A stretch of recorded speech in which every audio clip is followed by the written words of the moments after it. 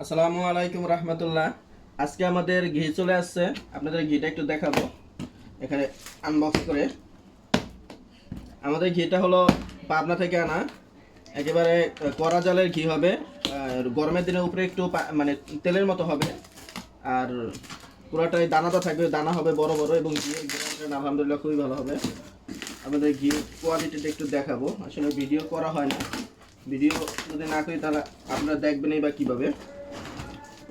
আসলে আমাদের প্রত্যেকটা যত্ন মানে প্রোডাক্ট অনেক যত্ন করে করা হয়, প্যাকেজিং করা হয়। এই দেখেন ঘিয়ের কোয়ালিটি। একটা খুলি ঘি, এটা একেবারে হলো আপনার এভাবে যদি কেউ 1 কেজি নেন, এভাবে একটা র্যাপিং করে পেয়ে যাবেন আর কি। মানে খুবই যত্ন করে প্যাকেজিং করা হয়, ফুড গ্রেড বোতল দিয়ে। এই পটগুলো কিন্তু ফুড গ্রেড পট। এটা আপনারা হচ্ছে কোনো ফ্রিজে রাখা লাগবে না, ফ্রিজে না রেখে অনায়াসে একেবারে, ঘি তো নষ্ট হয় না, ঘি তো তেল জানেন, এটা নিজেই প্রিজারভেটিভস।